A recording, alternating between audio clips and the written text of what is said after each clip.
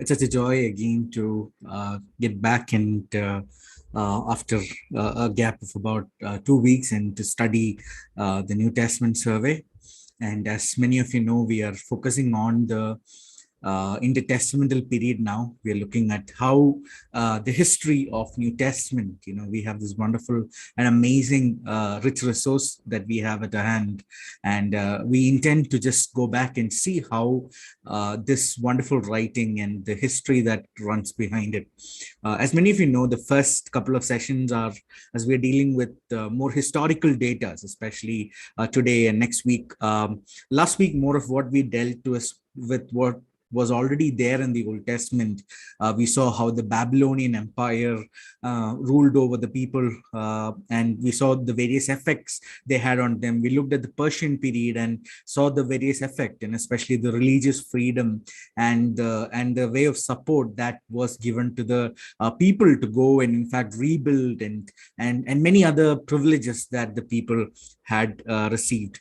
And now this week we will be primarily looking at three different kingdoms. So in fact, there is a lot of, it can be connected and called as a Hellenistic period together, in fact. And in this, we'll be able to understand how there is this sort of how there is a sort of a difference in each rulers and how Palestine was affected at this point of time. And that is something that we will focus today. As I said, it's going to be a bit of historical study today. We'll look at some of the kings and the major and important matters.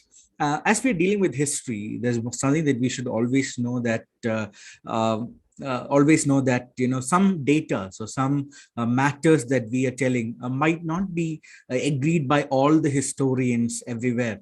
However, it's most probable aspect, and some datings, especially datings, there is a chance that there can be some difference in the years that people agree and disagree and so on. So however, our concern mainly is to study a background of the New Testament and how this can help us in the New Testament studies. We will, in a couple of weeks, we will start with the books of the New Testament, and then we'll be able to look back and look at some of the concepts that comes in the New Testament and see, this actually comes from this period, and we are able to understand that better, the concepts, the phrases, and all better when we look in that way.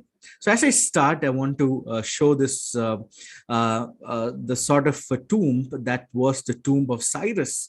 And this is supposedly rebuilt, and it was renovated by Alexander the Great. And Alexander considered Cyrus to be one of his heroes. And this was the wordings, and this is written by a Roman historian, Arrian, in the Anabasis of Alexander. So this is what it is written in the tomb. It says, "O man, whoever thou art, from wheresoever thou comest, for I know you shall come. I am Cyrus, who founded the Persian Empire. Grudge me not, therefore, this little earth that covers my body."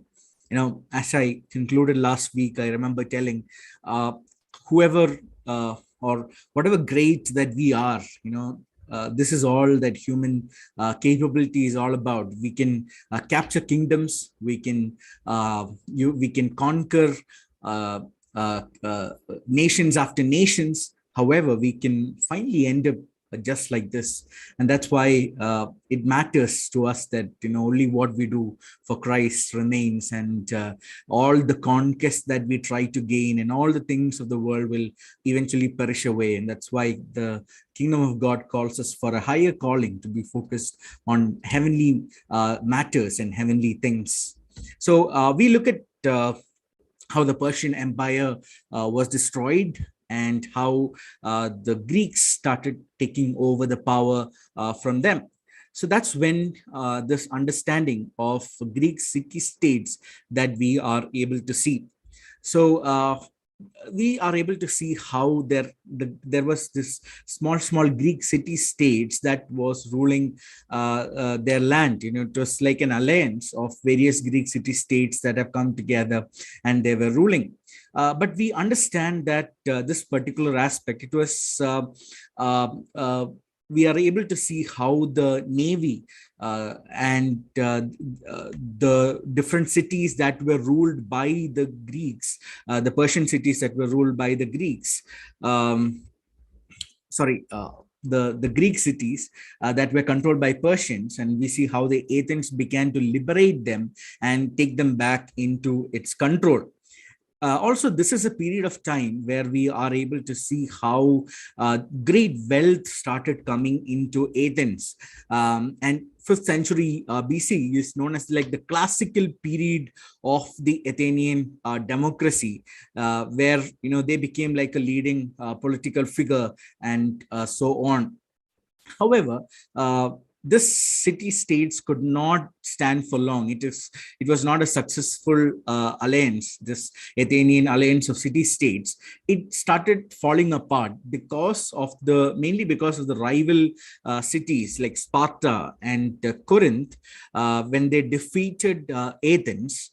And also there is this struggle where the Greeks did not want to be united just as one kingdom, like how the various they wanted to be separate, like how this various city states were. They always wanted to be like that, and they never wanted to come together.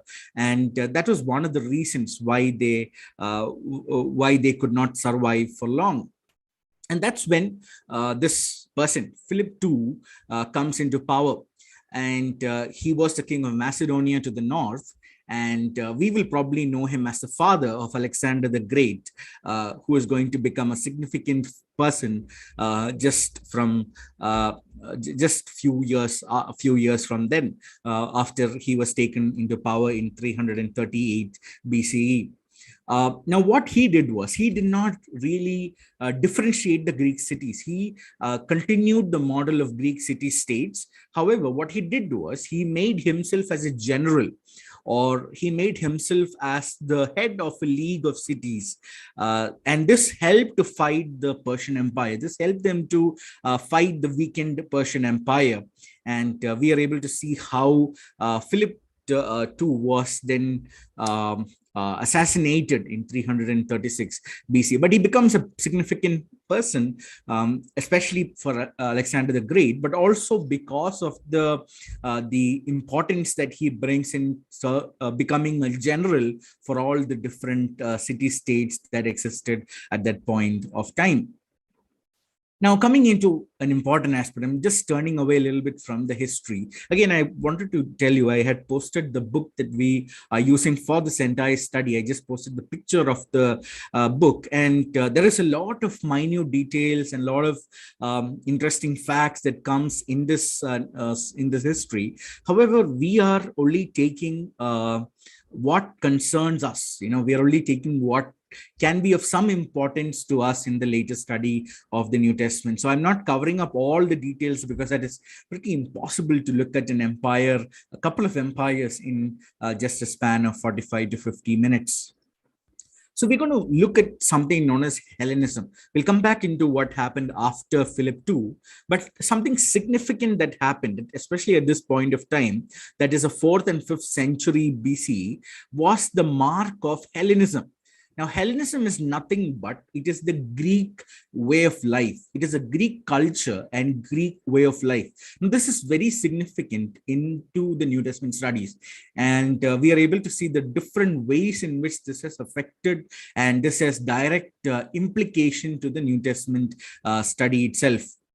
So Hellenists are people who are non-Greeks. They are non-Greek, or like how we divide the Gentile and the Jews, it's the Greeks and the non-Greeks. So this is for the non-Greeks who are from different origins, who are from different cultures and nationalities, who want to adopt and promote the Greek way of life and living. Now, this has so many different significance. One of the major aspect it is about the intellectual and educational revolution that it brings onto it. Now, we see that it is beyond Greek language. I'll talk about that after a couple of slides. However, Hellenism is much beyond just the language, because it is about unifying them. It is about how the entire culture comes and plays a significant part in bringing a mixture of philosophies into their midst. We see how Platonism, Stoicism, Epicureanism, hedonism, all these philosophies coming and placing an important factor. Now, we know the Plato's philosophy about the world of form and the world of matter, the two divisions.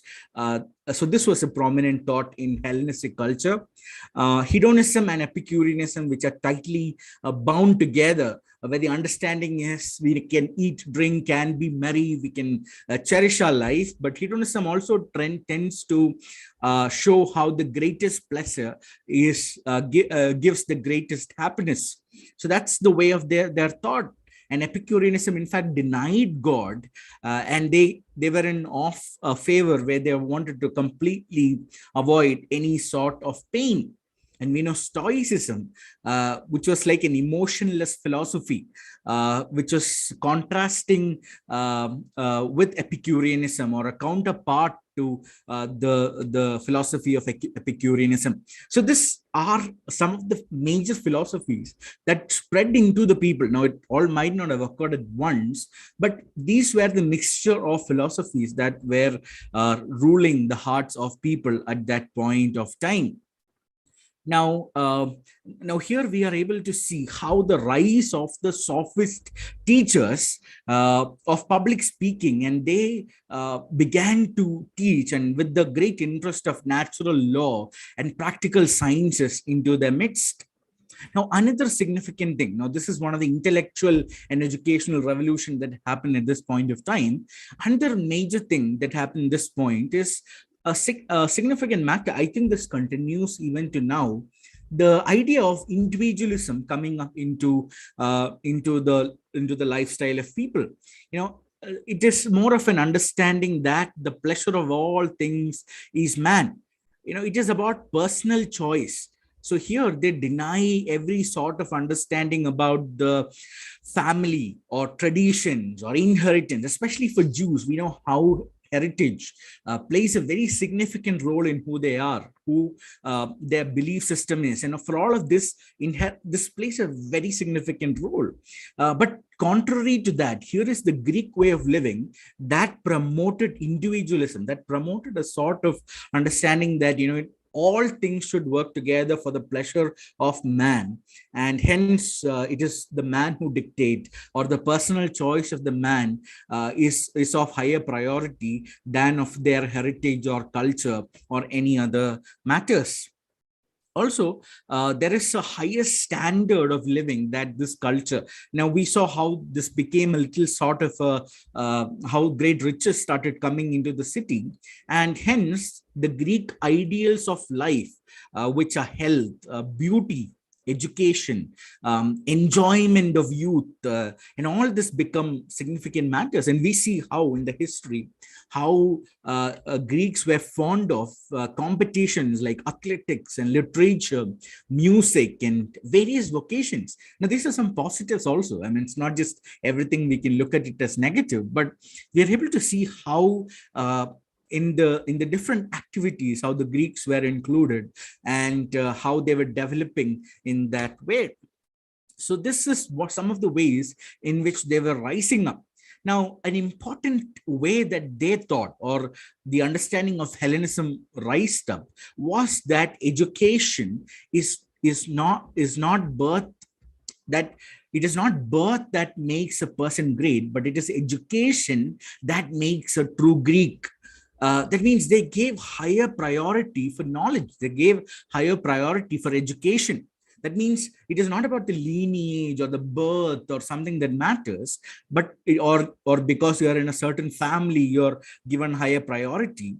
But it is all about the way that that education stands, and how these philosophies are taken, how the different contributions of all these matters, and all of that takes up significant positions in the way that they had thought and they had lived. Now we see how Paul and all addresses various of these philosophies and various of these thoughts in their writings when we come into the New Testament text. coming back into the history. So Philip was assassinated, and we see how the era of Alexander the Great, or the Alexander III, comes up. Did not last. His life was not like a long life, but we see how this man, in few years that can be counted, conquered the world. He was born in 356 BCE, and he was educated in culture, religion, and literature of Greece by Aristotle, the great philosophy, the great philosopher, right? And it was at the age of 13 that he was educated with all these matters.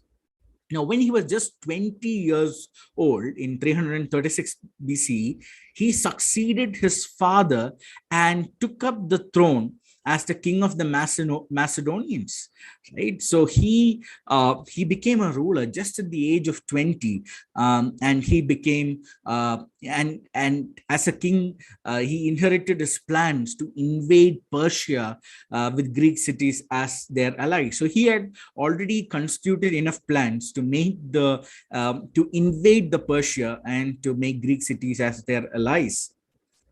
Now, what he did was he consolidated the politically divided Greek city states, something that his father did not do. But what he did was he tried to consolidate and bring bring a governance, and he assumed a political leadership in the overall status of the Greek itself. Now, why did I talk about Hellenism? Is because in 334 BCE, Alexander took upon himself the responsibility of spreading the idea of Hellenism. So he and his great followers became the heirs of the Greek way of life. They took upon this responsibility of going into the world, the then known world, and started spreading the idea of Hellenism and the Greek way of living. In fact, he thought of himself as adopted by the Greek deity Zeus. So we see how in himself he thought of. Now that's not just with himself. Most of the kingdoms, most of the rulers had assumed themselves as the deity. They never looked themselves like the rest of the human. This we see even to the Roman government, which we will see hopefully in the next week. Now, it was in 334 BC when Alexander had crossed the Hellespont and got into Asia Minor with a huge army of 40,000 troops. And over there, he began his conquest of the East. Now, this is significant for us because this was where he defeated the Persians under the Darius III, and what we call as the three different battles that happened. One is in Granicus River, the second in Nessus, and the third, the final battle in Gaugamela. So this were the three different places, and over here he defeated this aspect. Now, what happened is, so because of this, he conquered the entire Persian kingdom and the allies that there were under them. Now, something similar significant happened here is that when he was in Jerusalem, right? So this report has a sort of, some say that it never happened, some says that it did, but it says that he maintained a good relationship with the Jews, because while he was in Jerusalem, Alexander went to offer sacrifices to Yahweh. Now, the high priest at that point of time, Jaddua, showed him the prophecy from the book of Daniel, which I think probably should be Daniel chapter 7, verses 6, or chapter 8, verses 5 and 7, which predicted the destruction of the Persian Empire. So what Alexander did was, he thought that, okay, maybe it was God who had appointed himself to be the one who conquered the Persian Empire, and he went forward, and in fact he had, at the point when the entire province came under him, he gave great freedom right? For the Jews to live according to their ancestral laws and customs. Now, this we are able to see in the Antiquities of Josephus, where he has written how Alexander gave freedom to the Jews to live according to their ancestral laws and customs. Now, though this account is disputed, shows in some ways that he maintained a good relationship with the Jews. Now, Egypt automatically, even without a battle, surrendered to Alexander. Now, he was expanding his kingdom. He was going after one country after the other, one nation after the other, and conquering them. And with the spread, the founding of, and in the Egypt, he found the new city of Alexandria, right? Again, a significant matter, where it became the symbol of new cultural era. So over here, he took upon that phrase of Egypt, where he became the pharaoh and was viewed as God incarnate. So Alexander, in some ways, he mobilized himself to each cultures, but also invaded, also took off their way of living, and gave an interest to them of the Greek way of living.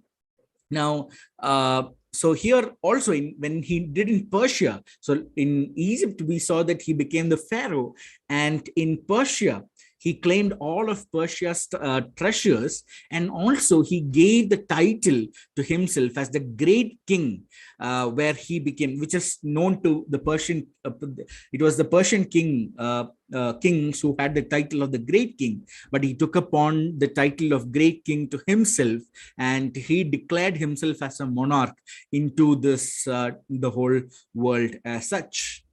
So he was even the history, when we study, we see him as a conqueror who never left any world untouched, went into different parts of the then world and conquered. And we see how even nations like Egypt surrendered to him even without a battle, because they knew that they can never defeat Alexander, because it was a huge troop, an army that was with this young man. Just thought of bring some element of fun into this study. I thought there's a very interesting thing about Alexander, that he was fond of some of his animals, dog, elephant, and especially his horse, right? And I think it pronounces as Bucephalus. It was known as Alexander's favorite and probably the most famous horse in the whole of history, right? And historians, in fact, claim that Bucephalus came from Macedonia. And historians claim that it was the taming of this wild horse, taming this wild horse and making it into a warrior horse became the turning point of the young prince's life. Where he was determined that he can conquer the entire Asia because he conquered this wild horse. They became inseparable. Historians say that they became inseparable, and it was such a way that only Alexander was allowed to ride him, and he rode this horse into every battle, from the conquest of the Greek city-states and all the way into the Battle of Gaugamela, and finally his last battles, or the last times that he was in India. Now, it is known as Bucephalus had died somewhere near India. Now, the death was not sure how, but we see how he was so fond of him, and he named a horse. He named an entire city after his horse somewhere in Punjab. So we see how this man was different, or how he was in fact a prominent person who had a lot of favor. In fact, there are other stories like that he was a bisexual. There are stories of how when his dear lover died, he had mourning for days, and how the entire nation mourned the death of his lover.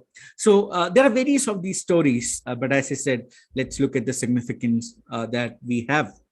Now, these are probably the kingdoms that he had gained. If you look at it, all the way from Macedonia, from a small city state, he was able to conquer the then known world. Went into the different parts of the Asia Minor, the different regions of Babylon, Persia, and came finally into India, where he probably had to return back without having a successful endeavor.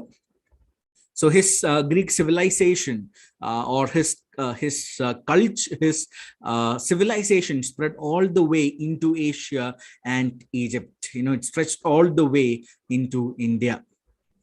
So Alexander the Great, whom we call as the Alexander the Great, he pressed on to the eastern regions, wanting to conquer the eastern land. However, we see how his army probably was tired with the number of deaths. Now, even though it might be victorious battles, the number of army men kept reducing every time they fought a battle. There would be death, there would be different ways in which the number started decreasing. And we see how when they reached the Indus River of India, which is probably in the modern Pakistan, they could not further go, or the restless army forced him to turn back. And we see how he returned, and we see how this was a failed attempt that he had. Now, when he returned back, his entire political system started to fail, or there was a sort of failure in his entire political system, where it is mainly because of his own personal matters, where because of his self-indulgence, unpredictability of the matters that is coming towards him. He was a great conqueror, but in some ways he was a poor policy maker. He tried to amalgamate the Greco-Macedonian and Persian population and so on, which led into a poor sort of a management, which led into a poor sort of leadership, which kind of hit him back. Now, it was just in 323 BCE, when he was just 33 years old, we see how he fell ill and he died. Now, the entire empire, we see, had no heirs or successors. We are able to see that both of his children, Alexander had two children, and they were both killed before they had reached adulthood. There are various historical accounts of this, and you can check it if you're interested. Now, talking about Alexander, he was a great leader. He was a great military leader. And he never lost a battle, though he was wounded a couple of times. In fact, even now, he's known as the invincible one. Nobody could touch him. He was a decisive, generous, in fact, in many ways, and confident leader who had the strength to go and conquer the lands. However, we also see in him a poor policy maker who had different back traits, the uncontrollable anger that he had, brutal and cruel at times, stubborn, and this led into a great failure to some extent in his leadership. So we see that in terms of successors, he never left a successor. Now, there is the story that in his deathbed, when he was laying and he was going to die, he was asked to name his successor. And so there are two opinions, based on the way that they understood it. So if he had told it is Craterus, it would have been one of his generals. Craterus was one of his generals. But if he had used the Greek word Kratistos, right? Kratistos, which is sounding similar, so people couldn't understand it clearly. It meant whoever is the strongest take the power and leadership. So we see in just in few slides how this further went and who took up the leadership. So he did not leave a successor, and we see how his death affected the nation itself. He died in Babylon, in Nebuchadnezzar's palace, in fact. Now, the impact of this Hellenistic age, especially because Alexander the Great went into all these nations, not just conquering them, as we looked at when we spoke about him in the first slide. but he also considered himself to be an ambassador of the Greek way of life, of Hellenistic culture. So he went and he started spreading this, the positions of influence into other lands, and this we are able to see. So one thing that happened is the number of Greeks in other lands started increasing. And also, because these people are educated, especially in general medicine and so on, we are able to see how they held positions of influence in these places. So their power was not restricted to their land, but it was spread across, and they were widely spread across into different nations. Also, they accelerated the acceptance of Greek cultures and ideas by acquiring more areas. So this also we saw in him, went and conquered land just to spread this culture and to spread this important aspect of Greek way of living. And they even, in fact, tried to bring the whole world into one currency, right? And using silver coins based on the Attic standard. So in economically also, they tried to unify the whole nation as such. Now, a significant thing that came into our matter, especially, is on how Koine Greek started being an official language in various places, the spread of the Greek language. Now, this again from the Attic dialect, right? And this is now we know how New Testament is written in Koine Greek, even though they spoke in Aramaic, and most of the ministry conversations happen in Aramaic. However, it was written down in Koine Greek. And where did it come from? It all the way came from this Greek influences. We see how it was a Hebrew land. It was a land where they spoke in Hebrew. And it changed all the way into a land that speaks Greek and how Aramaic, and using Koine Greek as their language. And this happened because of the Babylonian as well as for Aramaic, and the Greek use came all the way from the Hellenistic spreading that happened. Now, as in it is written, they also had educational policies or higher level of education, which spread their ideas and spread their way of living. Another significant thing is how they established polis. Now, polis is a Greek word for cities. Now, how they went about and established strategic Greek cities around them. Right, so this became like a places where Greek culture, right, became a civilized social and economic life, and this sort of system started being established in different places, and we are able to see in some of these places Paul later goes and evangelizes also. So these are some of the ways in which the Hellenistic age had clearly impacted them and had affected them. Now, moving further, so after Alexander, so there is this idea of the Greek word diadokoi, right? Diadokoi is where anybody who was the greatest to come into the power. So what happened is they fought among themselves. So it is the rival generals, families, friends of Alexander.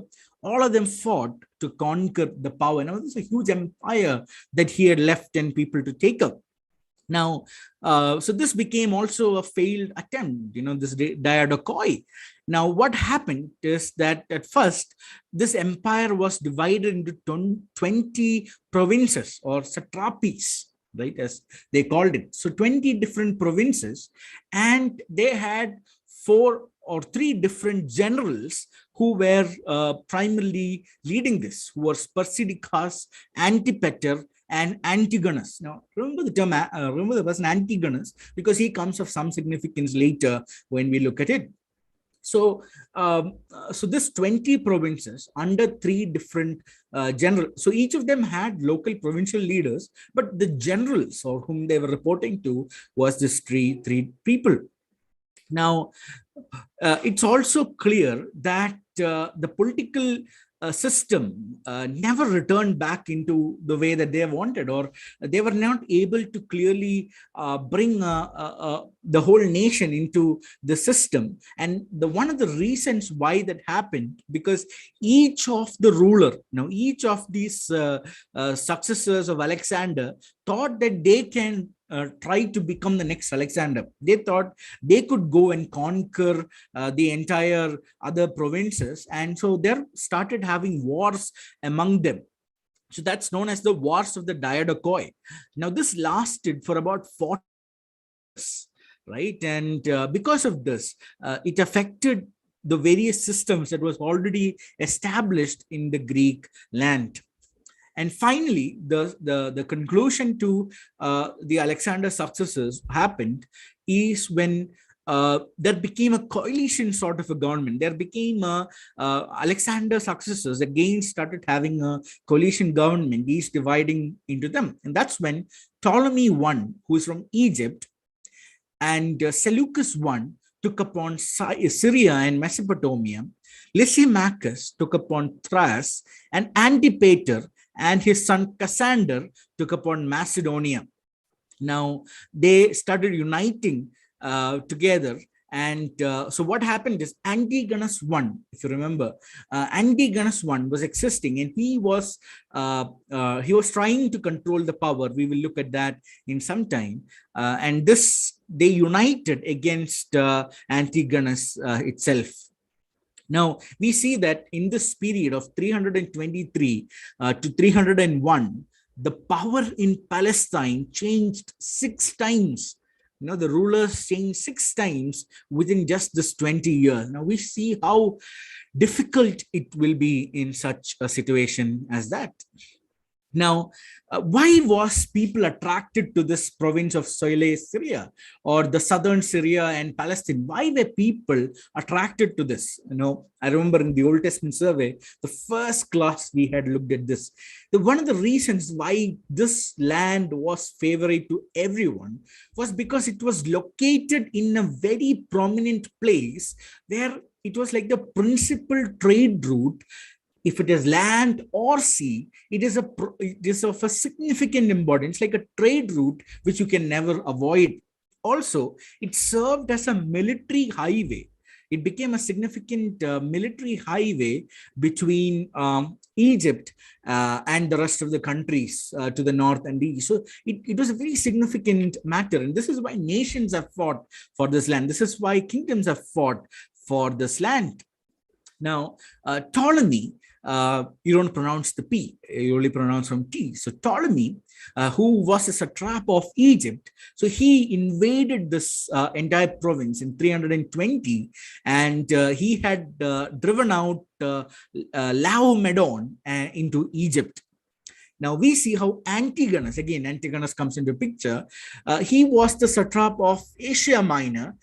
He wanted to control, as I said, he wanted to become the sole successor. He wanted to become the next Alexander. So what he did was he tried to war against them. And that is when Ptolemy, Seleucus, and other different allies came together and warred against Antigonus and gave a demand that Ptolemy will have the control over this state of Syria and Palestine. Now we see that Antigonus won these battles. However, later, so first Antigonus had won this setting and brought everything under his control. However, Ptolemy again, so after Antigonus, his son Demetrius, we see how in 312 Ptolemy countered and restored the land to themselves. So took upon himself, so defeated the entire Antigonus. So also we see how Antigonus was defeated in another war that was fought in Ipsus in Central Asia Minor, and he never returned. So the entire power of this land came into the hands of the entire power came into the hands of this people, and Ptolemies ruled over Palestine until the beginning of the 2nd century. So they started having the power and they started ruling, and hence it started being so. So now the political scenario is that it is Lysimachus in Thrace and Western Asia Minor, Ptolemy in Egypt and Kole Syria, and Seleucus in northern Syria and Babylon.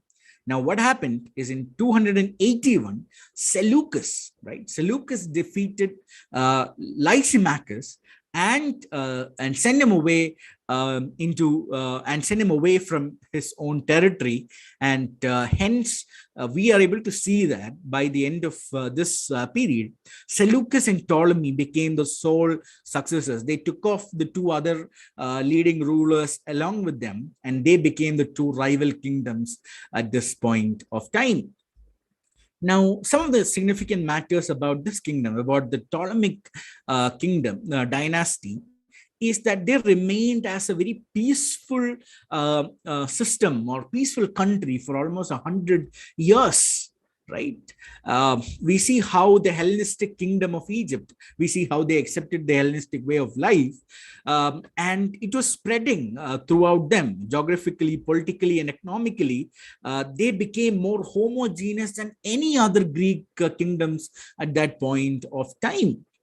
Now, however, this system or this Egyptian power range started degrading under Ptolemy IV. Now, it is a little difficult to remember who is this Ptolemy, because there is Ptolemy 1, 2, 3, 4, 5. So it came at the system, it is under Ptolemy 4 and 5 when this kingdom again started being got down. However, they enjoyed a great, vast economic and economic wealth and prosperity at this point of time. Also, the struggle here was that they did not maintain a strong military base at home for any power struggles that can come to them in the later period of time. Now, during this time, from 301 until 198 BC, Palestine up to the city of Tyre, that is, if you can see that map, might be a little small, but you are able to see how this entire nation from Palestine up to the city of Tyre, which is the southern Syria, were under their rule. And so that is when Antiochus III the Great, who was the king of the Seleucid Empire at that point of time, he sought to control them at 219 BC. So here we see that there was a series of battle, and finally the Ptolemy IV was defeated, and he was succeeded by his 5-year-old son. And because of that, the entire battle failed, and the power all the way began, and they got the power went into the hands of Antiochus. So Egypt finally became, so after these lands went into the hands of the Seleucid, we see how Egypt became a client state of Rome. So now, finally, the last slide for today. Now, this is going to be, we are not going to conclude the Seleucid or the Antiochian dynasty today, because it extends into a vast story that spreads to the Hasmonean dynasty, which we will look at the next time that we meet. So one of the things that we can learn about Antiochus III was that he extended many benefits to the Jews after his victory against Ptolemies. Now, one of the same thing that Alexander did was giving them the right to live according to their ancestral laws. I want you to pay a little careful attention over here, is because we see how from Antiochus III it turns different when we are going to start next week from Antiochus Epiphanes IV, because he becomes exactly opposite to what it is of this particular system. So here what happened is they were given the entire freedom, right, to live according to the ancestral laws. Now, this included that there was a subvention of the Jerusalem temple cult, tax exemptions for them, return of slaves and property. Now, that's a great thing to be done by a newly established kingdom. They did amazing things that probably no other kingdoms at that point of time were doing. So they gave back a lot of these privileges back to the Jews. However, and also the high, as even though the high priest was not mentioned in his decree, he served as the civil head of the state. Now you're able to see how the power becoming high priest not only is handling the spiritual matters now on, but also we see how he becomes a political figure also starting from now on. Now we'll see that in a better picture when we come into the Hasmonean dynasty. So here we see high priest becoming a civil head of the state.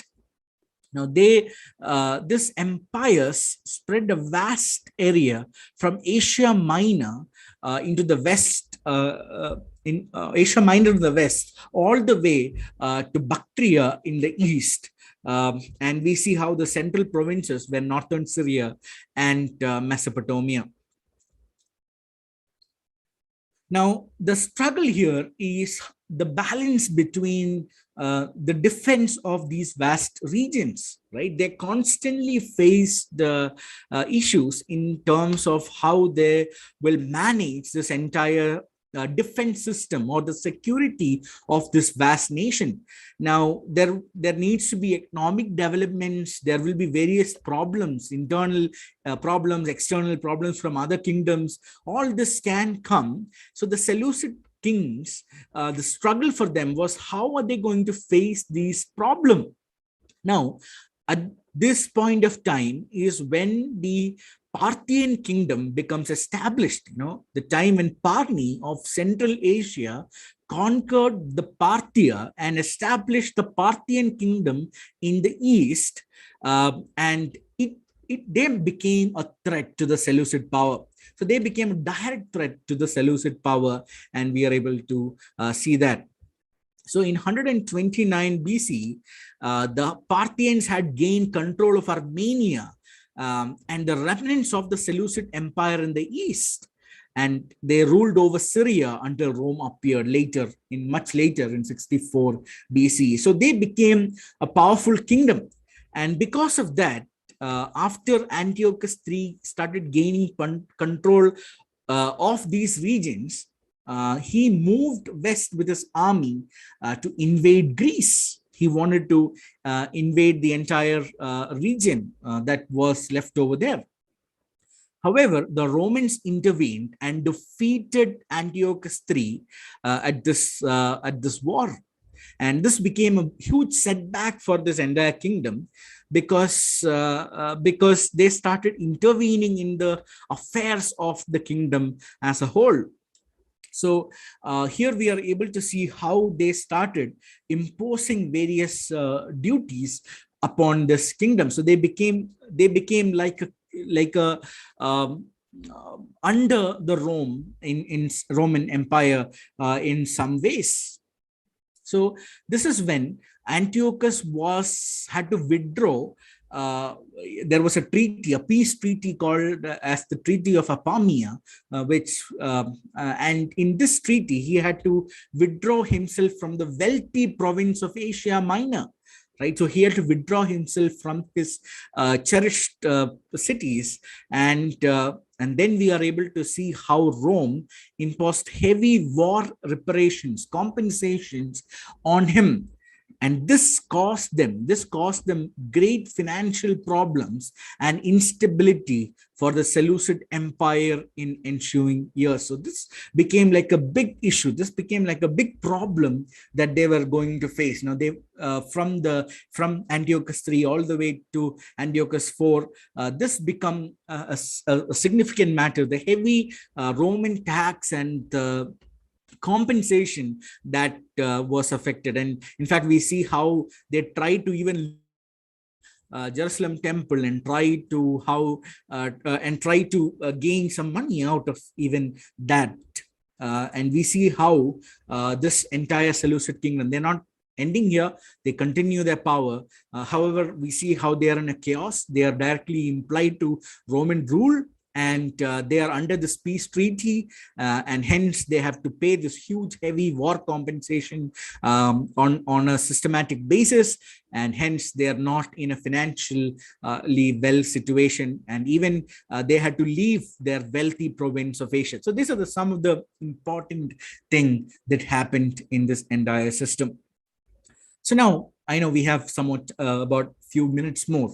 So what we discussed today was how the Greek city-states from Persia, it came into the Greek city-states, and Philip III started taking into power, and how Hellenism started spreading, the great era, the Athenian era, where they started spreading the Greek way of living into the people's life, and how Alexander the Great, right, the man whom we all have heard and read about, comes into power, goes unto the then known world, to those ends of the world, and try to conquer them, not just with a vision of capturing military power, but also with a clear vision of spreading the Greek way of living. And this resulted in their huge spread of ideas, the Greek philosophies into their living, into their life. And a major significant factor that relates to us is how the language, the Koine Greek, started becoming a common language between all these associates, between all these provinces and nations under them. And because of that, we see how the New Testament is written even in Koine Greek. And then we saw about Alexander's successors, who it was very difficult, right? The initial period of Diadochoi, the provinces that had the three different empires, the coalition government. Then we saw how the Ptolemies was in control of the Coele Syria areas, which include the Palestine and various people. How finally Ptolemies and Seleucids became like the sole power, getting rid of Antigonus and other two Lysimachus and Antiochus from their midst, and how they became the sole power kingdoms of that time. And finally, the Ptolemies went into the hands of Seleucids, because they could not defend their power anymore. And finally, in the Seleucid Empire, we saw how they were initially very fond of the Jews, giving them various freedom, giving them various responsibilities. However, because of the struggle among them, because of the establishment of the Parthian kingdom, we see how their power struggles comes into them.